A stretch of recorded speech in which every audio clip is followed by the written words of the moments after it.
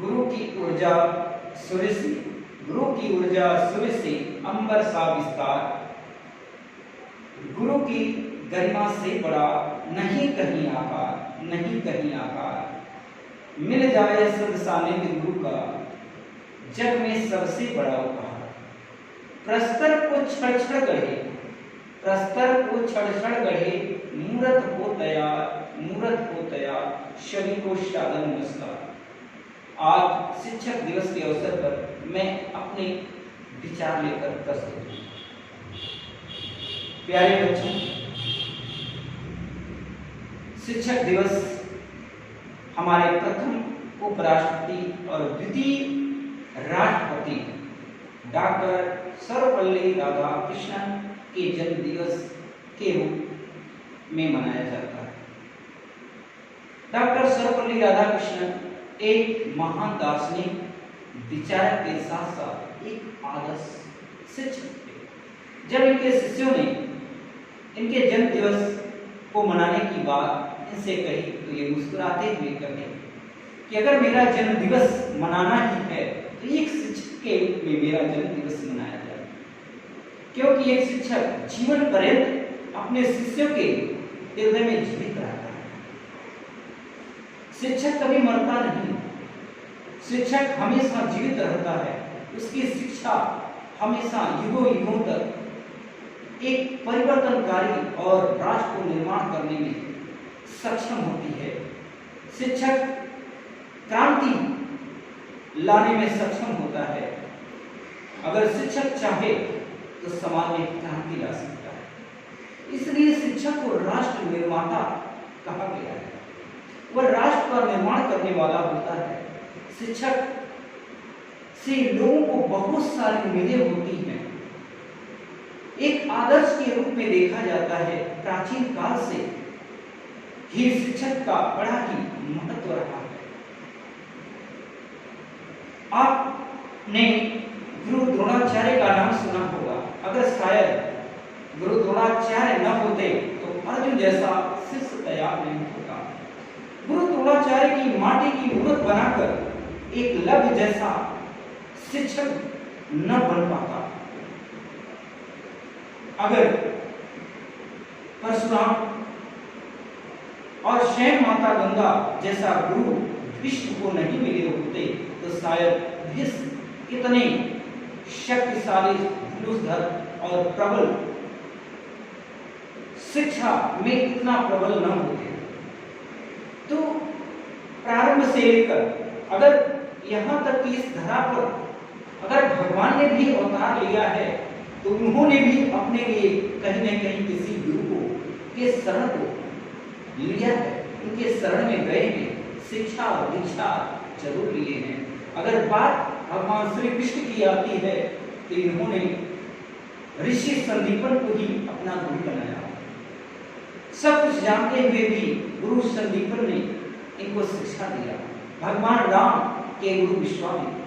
तो गुरु आदिकाल से, प्राचीन काल से जो परंपरा है शिक्षा की और शिक्षक की वो चली आ रही है, उनका बड़ा ही महत्व रहा है।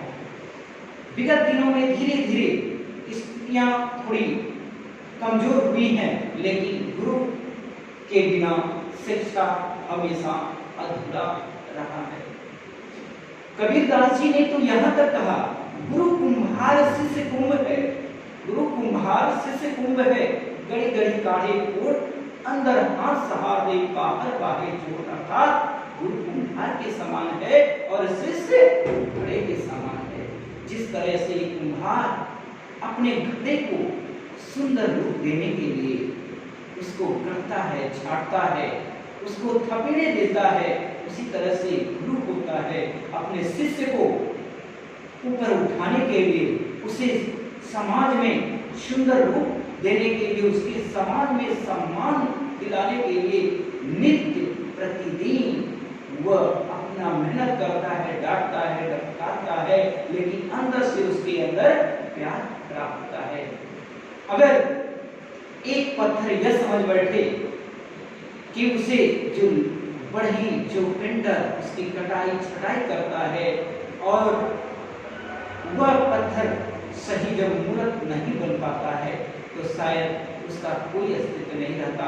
अगर वही पत्थर जब मूर्त का रूप ले लेता है तो वो भगवान की तरफ पूजा जाता है। तो इसी तरह की महिमा होती है गुरु की। वो गुरु अपने शिष्य को एक ऐसा आकार देता है, इस तरह से उन्हें बनाता है कि हमारा जो शिष्य है वह संसार में जाए। अगर स्वामी रामकृष्ण परमहंस नहीं होते तो विवेकानंद जैसा शिष्य नहीं होता। तो गुरुओं की बड़ी ही महत्ता रही है समाज में। उन्होंने अपने शिष्यों के लिए बहुत कुछ किया है, इसीलिए गुरु को राष्ट्र निर्माता की पदवी दिया जाता है। यहाँ तक कहा जाता है गुरु ब्रह्मा गुरु विष्णु साक्षात परम गुरु महेश्वराय। मतलब कि गुरु ब्रह्मा है, गुरु विष्णु है और साक्षात परम गुरु महेश्वर के समान है। तो गुरु अपने शिष्य को इस लेवल का बनाता है, इस स्तर का बनाता है कि जब वो समाज में जाए तो गुरु की जो अमिट छाप है उसमें नजर आए। और शिष्य भी अपने गुरु के सम्मान के लिए इतना प्रयत्न करता है, इतना मेहनत करता है कि वह गुरु जिस ज्ञान को उसने दिया है उस ज्ञान को वह संसार में आगे बढ़ाए, उसका प्रसार करे, उसका प्रचार करे।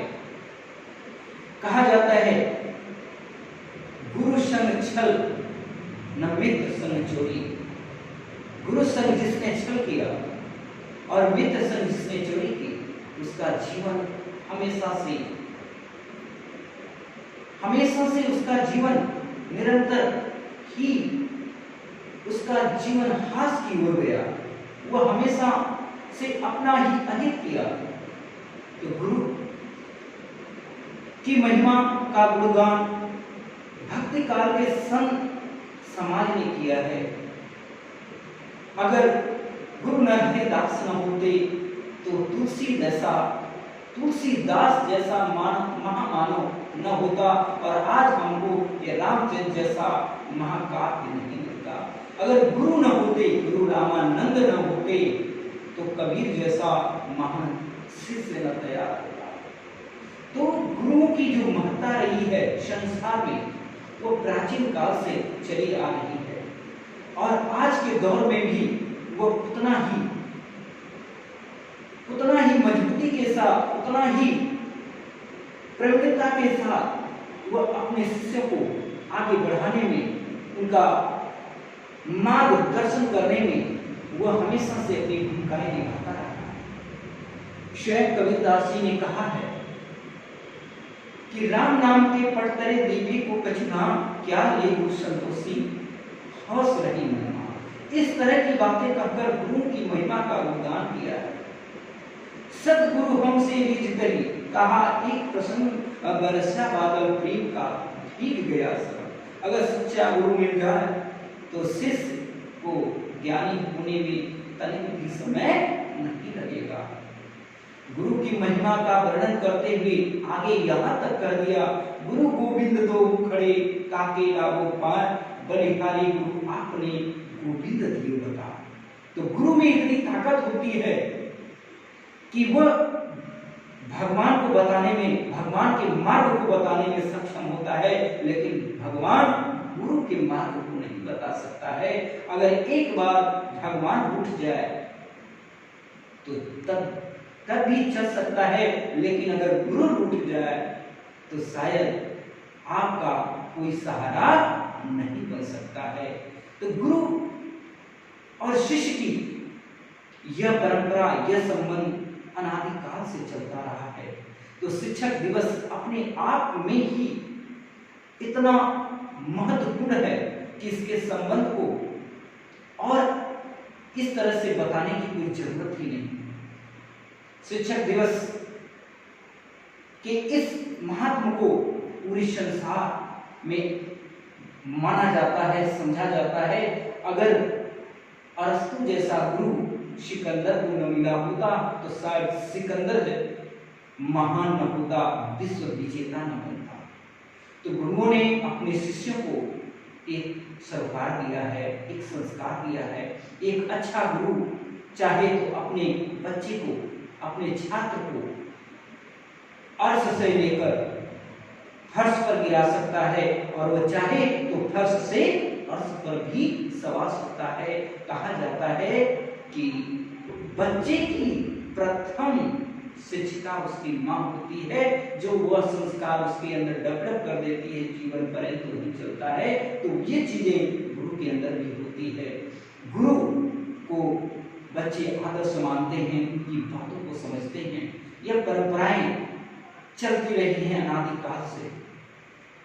आज संसार में एक गुरु इसीलिए पूजनीय होता है कि अगर वह अपने बच्चों में अच्छे संस्कार, अच्छे व्यवहार और अनुशासन को प्रेरित करता है, पुष्पित करता है।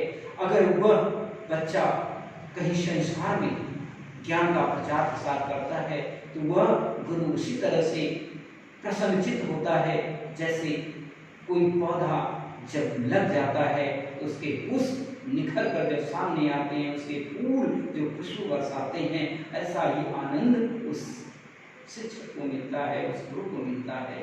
तो गुरु और ये शिष्य की जो परंपरा है, जो संबंध है, यह सदियों से चला आ रहा है। इसमें हमेशा गुरु ने अपने शिष्यों के लिए बहुत त्याग किया है। उस त्याग और समर्पण के भाव से उनके अंदर शिक्षा को पल्लित और पुष्पित किया है। शिष्य भी अपने गुरु के संस्कारों को समाज में आगे प्रसार करते हैं, प्रचार करते हैं। तो इन्हीं शब्दों के साथ बहुत बहुत धन्यवाद। शुभ दिन।